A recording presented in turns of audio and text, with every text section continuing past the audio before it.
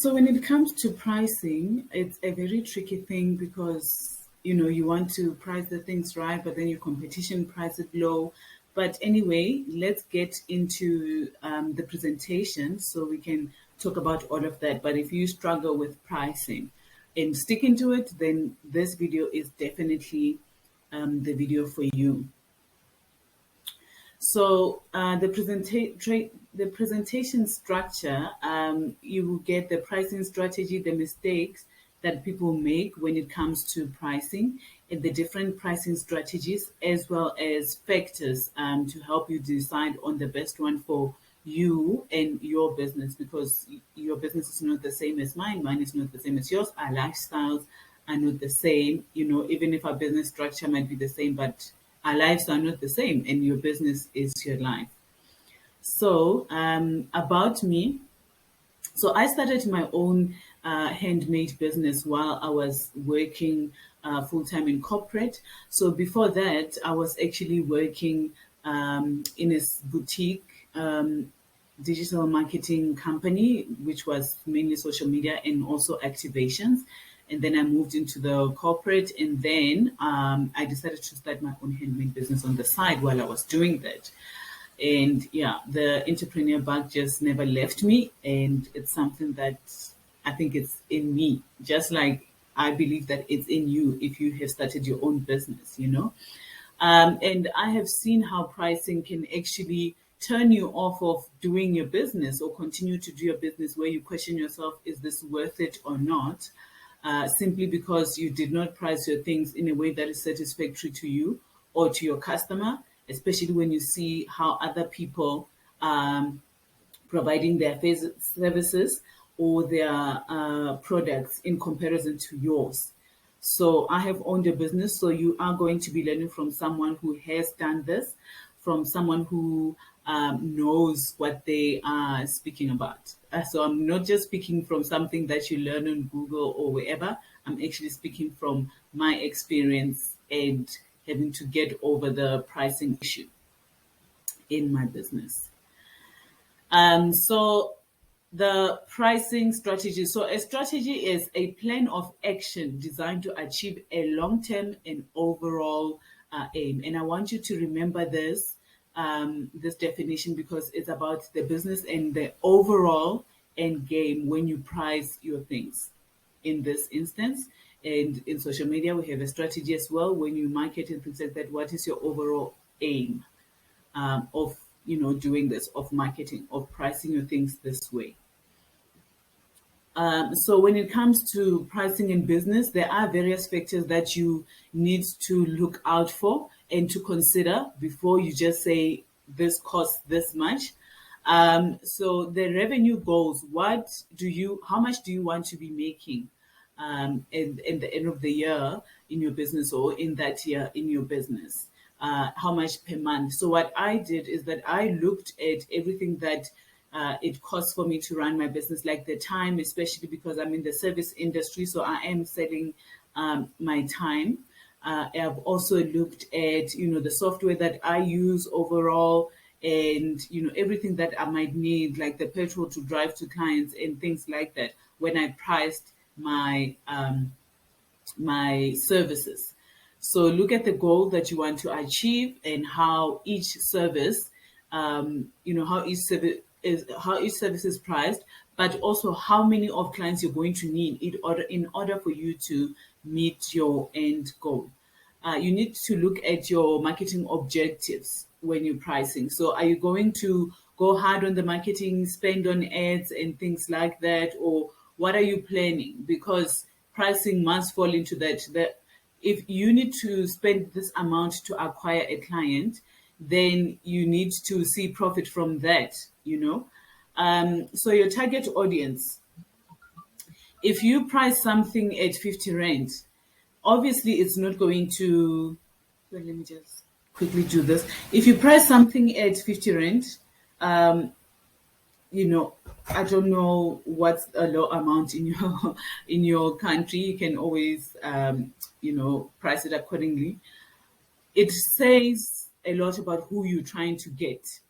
You get the Forever 21. In South Africa, it's a bit pricey, but in other countries, it seems like, like it's not high quality clothes like you would go at Gucci or whoever that designs the expensive clothes. So pricing does matter. It can be the same thing. I mean, I saw the other day, which is ridiculous, like the same kind of jacket, but simply because it has that, a certain logo, then they put like $100 on top of that, thousands even on top of that jacket. But it's like, it's Supreme. They do this. It's the same jacket, but it's just priced differently because they're targeting different types of people. And then your brand positioning as well, which goes back to what we spoke about now, regarding, the kind of target market that you are targeting. Obviously, then you have to brand yourself in a certain way, so that you attract the ideal client. And then product attributes. How do you want your products? So how do you want your product? Is your product going to be expensive? Is it not going to be expensive? Is it going to be high quality, mid quality, lower quality, and you sell a lot of them? Um, that's something that you need to think about. And then consumer demand. How many people out there need your services? If it's exclusive, then you can definitely price it a bit higher. Unlike if there's like hundreds of people that want, a skirt or a pair of jeans. You get what I'm saying? There's a lot of people that need that. You need to look at competitor pricing. Obviously, you can't get into the market and price your things ridiculously high, or price too low that you are unhappy and just want to ditch the business altogether. And then the overall market and the economic trends.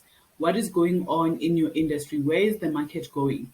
If you don't keep up to date with what is coming next, you'll end up doing the old thing, being the CD and selling CDs, while people are moving completely online and you're still charging a high price. So you need to just be aware of that.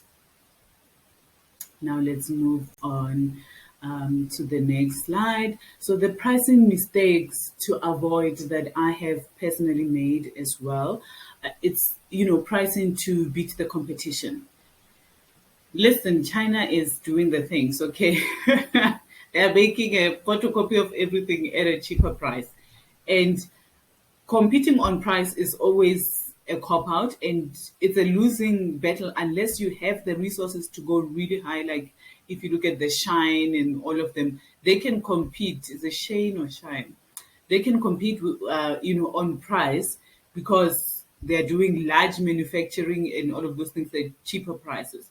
But if you want to get what you deserve, because the amount of work that goes into providing a service for this client is a lot, then you definitely need to price your things correctly and not just look at your competition and say, hey, to me is charging this much, so I'm also going to charge this much, or I'm going to charge less, because in the end, that is going to, bite you in the butt. So, not segmenting customers. Every business has entry level customers and high end customers.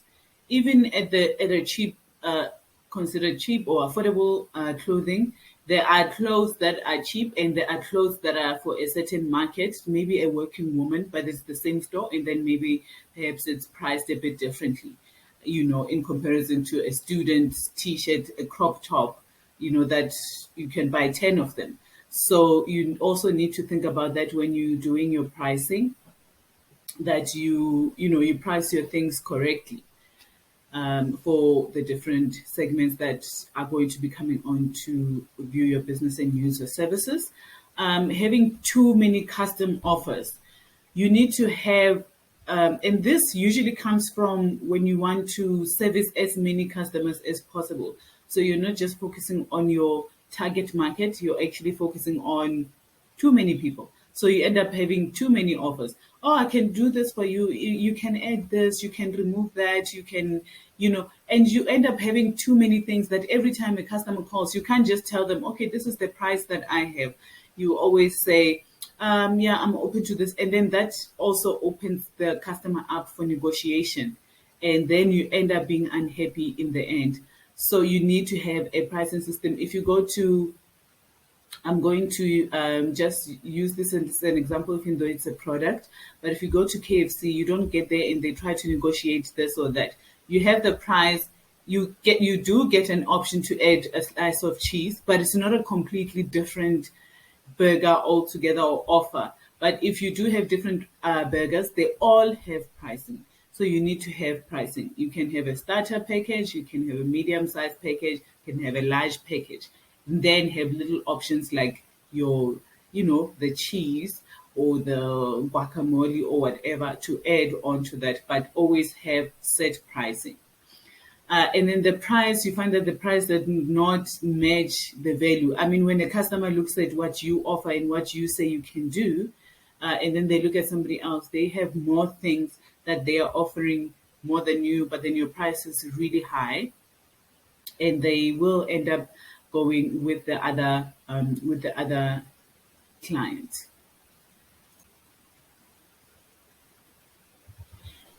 Excuse me. So tips to overcome the mistakes that you might be making when it comes to pricing. Price is what you pay for, but value is what you get. Everybody raves about value in comparison to the price. So don't compete on price, compete on value, and the price is just going to work itself out. So this goes back to the mindset. So there's so many articles that are written about money mindset, and the money mindset is not just for your everyday people only. It's also for you as a business owner. The value that you get, do you feel comfortable saying this is what I am offering, and if you don't like it, I'm sorry, but you're not my target market. You get what I'm saying? But you can't say that I want to target the high end client, but then at the end of the day, the value that the client gets is, quite little, or what they can get from somewhere else. So unfortunately, when you work for yourself, if you're in a business, if you're in a company, most of the time, most people that work in companies don't really feel like they have to go above and beyond to get the salary that they're getting. Get what I'm saying? But if you are a business owner, you have to bring the value, and when you tell the price, you have to say, "This is what I bring, and I know my worth, and this is what I'm worth." Because at the end of the day, what I bring in my business as a social media marketing consultant is customers. At the end of the day, so get to the real benefit and the real value that your customers are getting from working with you and from your services. It's not just, I'm just taking over the social media, or I'm just I'm teaching them how to get clients, which is something that every business needs. So you need to learn your value and communicate your value. So you need to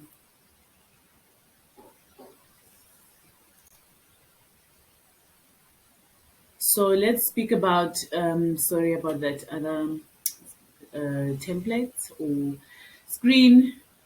I needed to edit that one out.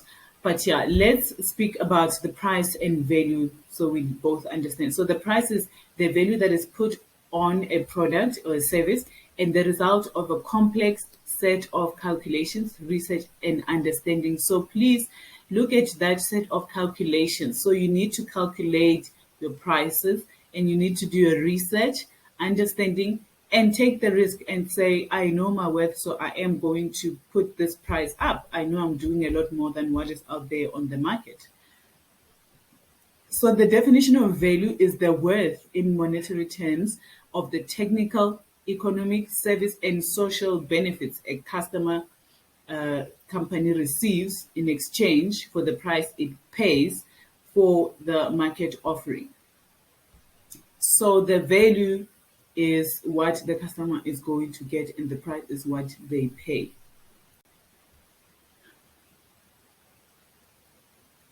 So moving on to the next slide. So let's get to the different pricing strategies, which is what we came here for.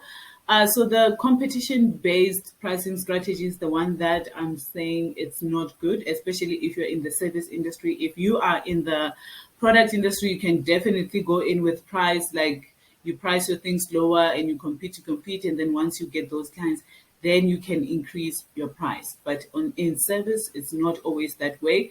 However, if you are still starting out and you don't have that experience and you're really trying to get your feet, into the door, then you can definitely do the competition-based pricing.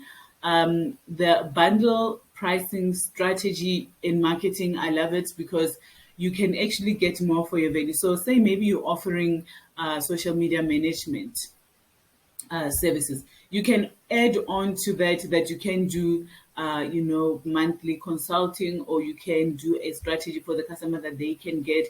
So you can offer separate things and then bundle them together. That way, you do give the customer the option to say, no, you don't have to include that in. So you put things together into one bundle, and then you have the hourly pricing strategy, which is where you offer services on an hourly basis. So you look at how much per hour you want to make. A lot of people don't necessarily like this because most of the time they feel like businesses will just spend time on one thing so that they can get as much as possible, from the client without actually being in a hurry to get the work done. So you can do that. What I have done is that I have taken the hourly and packaged it because I know how long it takes for me to post, to engage, or to even consult and to give training. So I have done the hourly and then put it into one package, which is how much you pay. And then if they want me to do other things, then I can add on to that. Project-based pricing, which is where when you have a project, say maybe a client has a campaign that they want you to do, then you can definitely charge them for that once-off campaign, which is a project. This is if you're in the service business. If you offer accounting things, you can work on that business accounting books and things like that. The project from beginning to end. Project has a beginning to end and end. And then you charge them for that time. And then there's value-based pricing strategy, which is the amount of value that you bring, and you show them this is the amount of value that I bring, and that is why my price is the way that it is. So the digital products. So how do you decide which one is best for your business? When it comes to digital, so people that provide services now are moving on to the digital product space where you have your courses, you have your books, you have your ebooks, you have your templates and things like that. So things that you need to consider when it comes to pricing your digital products is the price needs to reflect your brand, your industry, and also the overall value of the product or the service. So that the pricing then is competition-based pricing because you still need to see, how the competitors are pricing and kind of check the value that you bring. And then if you bring more value, obviously you price higher. You can also use the freemium pricing, which is something I did not discuss, but this is what most service providers are doing. Or even software companies, they do that way. They'll say it's free, like MailChimp and things like that. It's free to start. And then in order to get this kind of, more features, then you have to pay a little bit extra. But otherwise, when it comes to small business, like service business, like social media managers and stuff, they usually say sign up to our free newsletter or get this free ebook. And then after that, then they got your email, and then they start sending you, emails and helping you out and things like that. And then, maybe you sign up for a course because you like what they're offering. And then value-based pricing, I have discussed that you show the client the value. And when it comes to the best pricing strategy for your services, so you need to consider also the brand, the industry, and also the value of your product as well. And then the pricing that I would suggest for this would be hourly pricing, project-based pricing, and also value-based pricing. I use hourly pricing like I've discussed, that I do the hourly, but I turn it into like a monthly thing. This is the package that you get, and then the monthly retainer is this and this and that. And I show them the value. So I kind of merge these pricing strategies into one.